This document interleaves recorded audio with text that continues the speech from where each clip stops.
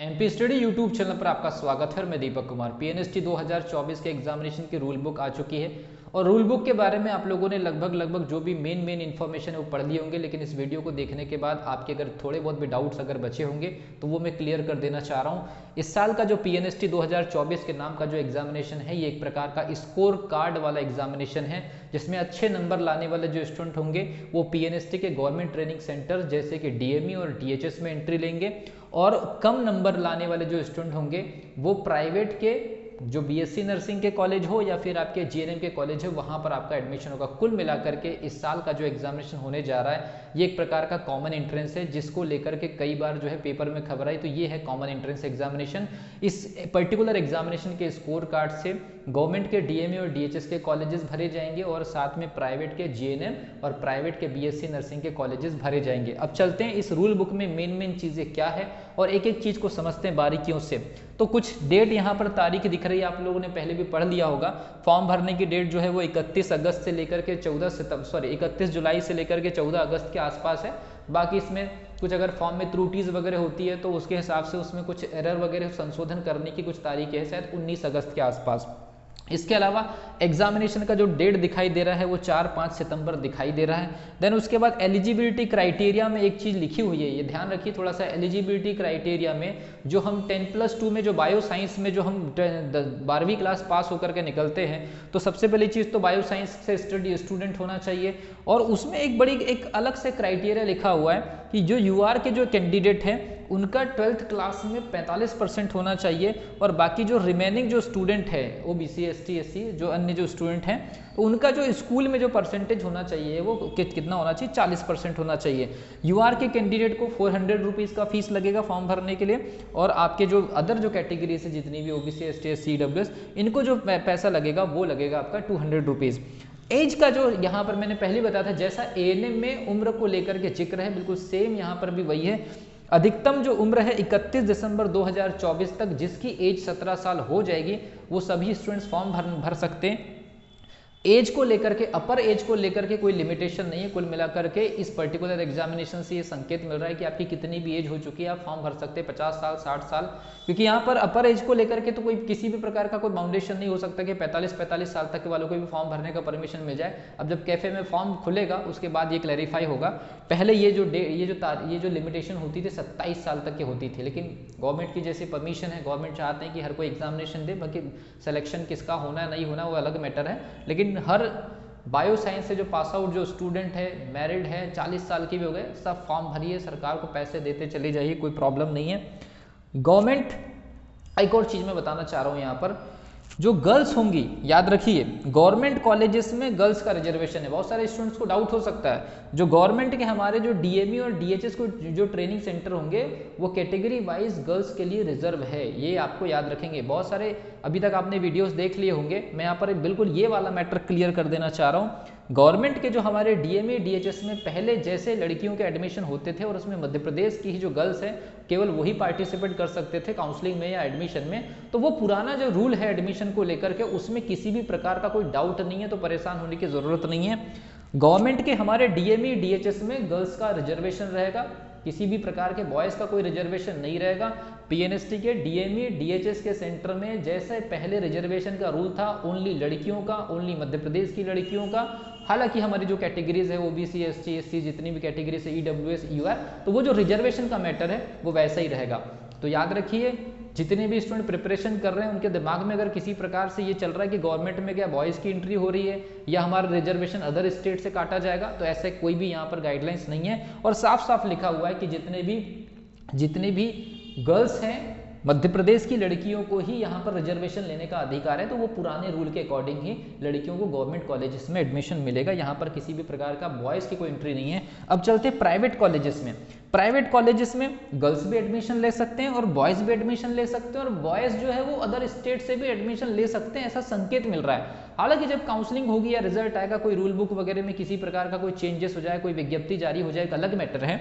लेकिन private colleges में सब पढ़ाई करें, किसी भी राज्य से आकर के पढ़ सकते हैं। गर्ल्स एमपी की होनी चाहिए, जो शायद हो सकता है कि बॉयज़ जो है अदर स्टेट से भी आके पढ़ सकते हैं, लेकिन यहाँ पर प्राइवेट कॉलेजेस में गर्ल्स का स्टेट का होना या अदर स्टेट का होने को लेकर के ज़्यादा कोई क्लियरली मेंशन नहीं किया गया है। तो मेरा ऐसा मानना है कि जितने भी स्टूडेंट्स हैं वो प्रिपरेशन करते गवर्नमेंट कॉलेजेस के लिए, तो उनका तो मैटर बिल्कुल क्लियर है, उसमें परेशान होने की बिल्कुल भी ज़रूरत नहीं है।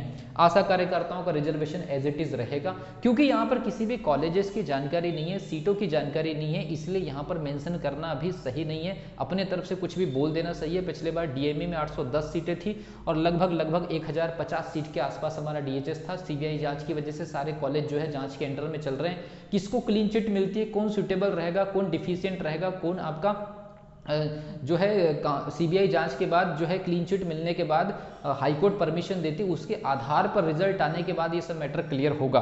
तो यहाँ पर और उसके आधार पर ही फिर जितने भी कैटेगरीज के रिजर्वेशन के आधार पर सीट कितनी कितनी बनेगी वो बात का मैटर है। अब बात करते हैं, इन्होंने अपने रूल बुक में एक टारगेट कट ऑफ भी दिया हुआ है। देखिए क्या क्या कहते हैं कि यूआर के कैंडिडेट को 50 नंबर लाना जरूरी है। यूआर के कैंडिडेट को 50 नंबर लाना जरूरी है। हालांकि जब मैं अभी वीडियो बना रहा हूं तो अर्ली मॉर्निंग मैंने ये जब पूरा का पूरा रूल बुक को स्टडी किया था तो उसमें एक जगह अधिकतम अंक 150 लिखा हुआ था, और 150 अंक लिखने के बाद मुझे डाउट ये हुआ कि इसमें तो एएनएम का सिलेबस दिया है कि 100 मार्क्स का, लेकिन उसमें अधिकतम अंक 150 का, तो वो पुराने पैटर्न में 150 नंबर का पेपर हुआ करता था पिछले 17 सालों से। पीएनएसटी जीएनएसटी जो भी एग्जामिनेशन होते थे पहले दोनों कंबाइन, तो उसमें 150 नंबर का पेपर हुआ करता था। पुराने स्टूडेंट को बहुत अच्छी तरह से पता है। तो उन्होंने अधिकतम मार्क्स की जगह 150 लिखा हुआ था, लेकिन जो सिलेबस दिया था वो एएनएम का दिया था, जिसमें 20-20 के 5 सेक्शन है, फिजिक्स है, केमिस्ट्री है, बायोलॉजी है, इंग्लिश है और आपका जनरल नॉलेज है। 100 मार्क्स का पेपर 120 मिनट का सेक्शन दिया था। उसके बाद लगभग 12:30 बजे के आसपास मैंने ईएसबी में कॉल किया, मेरे नंबर को वहाँ पर रजिस्टर किया गया और वहाँ से फिर मुझे रिटर्न कॉल है जिसकी मैंने ऑडियो रिकॉर्डिंग भी स्टूडेंट को भेजा हुआ है। और अभी अभी जो इन्फॉर्मेशन मिली है इस वीडियो को अपलोड करने के पहले कि उन्होंने रूल बुक में उस पेज में चेंज कर दिया है जिसमें 150 अंक अधिकतम दिया गया था, उसको 100 नंबर अधिकतम दे दिया गया है। मतलब ये कुल मिलाकर के जो एएनएम का जो सिलेबस जारी किया गया है, मैं आपको एक और चीज़ बता दूं, आगे जाकर के मैं आपको अगली वीडियो में अलर्ट करूंगा कि जो पिछला जो रूल बुक है एएनएम का और ये वाला जो रूल बुक है पीएनएसटी का या जीएनएसटी का, तो इसमें दोनों में तो सिलेबस सेम है, लेकिन क्वेश्चन पूछने के तरीके में बदलाव होगा, उस पर हम अलग से चर्चा करेंगे।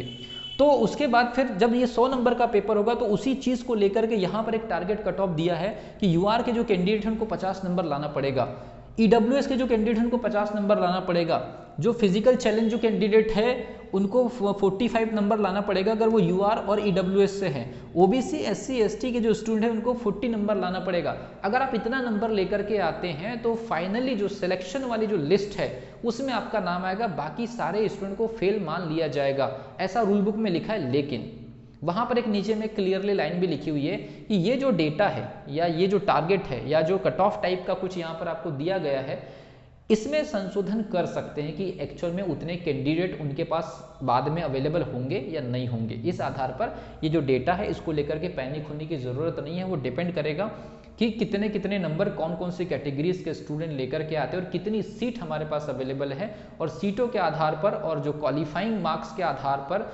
स्टूडेंट जब नॉर्मलाइजेशन होगा तो उसके आधार पर ये जो बंटवारा है ये अपने आप जो है चेंजेस हो सकता है। इसलिए इसको लेकर के परेशान ना हो, ज़्यादा से ज़्यादा स्कोर आप निकाल सके इस पर फोकस करें। इसके अलावा 1-2 गाइडलाइंस और मैं देना चाहूँगा कि आपके पास में यहाँ से केवल 1 महीने का समय है। सबसे पहली चीज़ अपना टाइम जो है आपको बचाना है, इधर उधर भाग दौड़ में कहीं भी आपको अपना टाइम जो है वेस्ट नहीं करना है। ये सबसे बड़ा इंपॉर्टेंट आप लोगों के लिए गाइडलाइंस है इस वीडियो के माध्यम से। तो मैंने रूल बुक के आधार पर मैंने मेन चीज़ें आपको बता दी है कि स्टूडेंट होने के नाते आप लोगों के पास में क्या अवेलेबिलिटी है, क्या उपलब्धता है। तो केवल आपके पास में 1 महीने का समय है।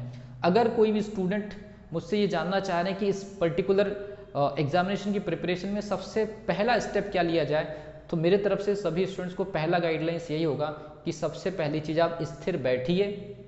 स्थिर बैठने से मतलब है कि कहीं इधर उधर कोचिंग वोचिंग के अगर आपने चक्कर काटे तो आपका सबसे पहली चीज़ तो 40% जो मेन क्वालिटी टाइम है वो बर्बाद हो जाएगा।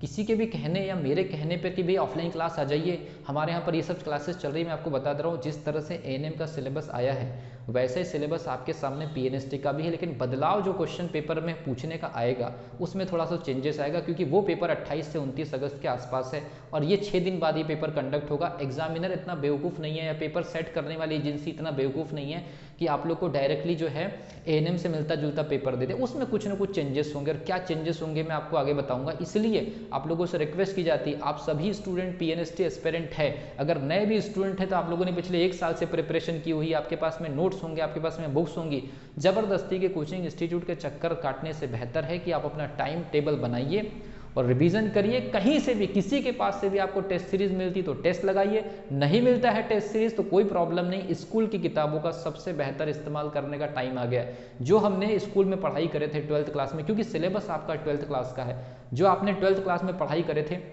और जो मोटी मोटी किताबें आप लोगों ने खरीदे थे 12वीं क्लास में, वो इस समय आप उपयोग करने की ज़रूरत है, खासतौर पर फिजिक्स में, केमिस्ट्री में और बायोलॉजी में। जनरल नॉलेज का पीडीएफ हम स्टूडेंट को दे रहे हैं अपनी टेस्ट सीरीज़ में। अगर आपको कहीं और से टेस्ट सीरीज़ मिल रही है, किसी अच्छे जगह से मिल रही है, वहाँ से जाकर के आप अटेम्प्ट करें, कोई प्रॉब्लम नहीं है। हमारे जो स्टूडेंट हमसे जुड़े रहते हैं उनके लिए क्लासेस की भी इंफॉर्मेशन मैं दे दूंगा, लेकिन फिलहाल मैं आपको बता दूं, सबसे पहले काम ये करना है कि आप लोगों को चक्कर नहीं काटना है, क्योंकि 40% टाइम अगर आपके हाथ से निकल गया तो 15 अगस्त के आते आते तक आपको ये बिल्कुल गलत फहमी आपकी दूर हो जाएगी कि आपने कहीं ऑफलाइन क्लासेस वगैरह ज्वाइन करके कोई बहुत बड़ी गलती तो नहीं कर दी है। इसलिए जितने भी स्टूडेंट हैं, ऑफलाइन क्लासेस हम भी दे सकते हैं बहुत सारे स्टूडेंट्स को, लेकिन हम किसी भी स्टूडेंट का नुकसान नहीं चाहते, क्योंकि वो घर से आएगा, क्लासेस में बैठेगा, आना जाना, ये सब सारी चीज़ें। इससे बेहतर अगर टाइम टेबल अगर आपने फिक्स कर लिया अपना कि मुझे 2 घंटे ये चीज़ कवर करनी, 2 घंटे ऐसे 2-2 घंटे 2.5 घंटे का टाइम अगर आपने कवर कर लिया, 12.5 घंटे से 14 घंटे की अगर आपने स्टडी कर ली अगले 20 दिन, तो लास्ट के जो 10 डेज है वो रिलैक्सेशन के हो जाएंगे। रिवीजन बहुत अच्छा तरीके से आपका हो सकता है। इन सभी मुद्दों पर हम बात करेंगे एकदम टॉपिक वाइज या स्टेप बाय स्टेप, सारी चीज़ें आप लोग को बताई जाएगी।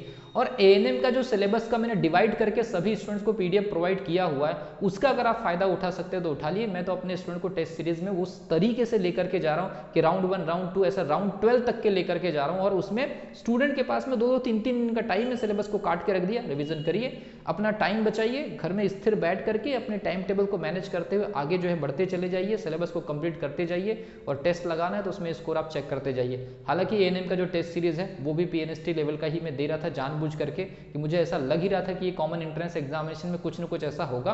केवल जनरल नॉलेज का इश्यू है, तो जितने फैक्ट आप पढ़ सकते हैं, उसकी जितनी पीडीएफ कंज्यूम कर सकते करिए। मैं अपनी तरफ से प्रोवाइड करने की पूरी कोशिश कर रहा हूँ, और ऑलरेडी जो है बन गई है, काफ़ी सारी पीडीएफ बन गई है, और करंट अफेयर्स वगैरह वाला भी मैटर है। तो जितना पीडीएफ आप लोग को मिलेगा उतना पढ़ सकते हैं।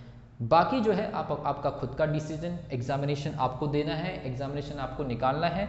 सिलेबस आपका छोटा है, स्कूल की किताबों का इस्तेमाल करें, आपको ज़्यादा फायदा होगा। बेवजह इधर उधर के नोट्स का अगर आप इस्तेमाल करेंगे तो आपको हो सकता है नुकसान हो जाए। मिलता हूँ अगली वीडियो में, जहाँ पर हम बात करेंगे इस पर्टिकुलर एग्जामिनेशन के अलग अलग पहलुओं के बारे में, टाइम टेबल को लेकर के सारी चीज़ों के बारे में बात करेंगे।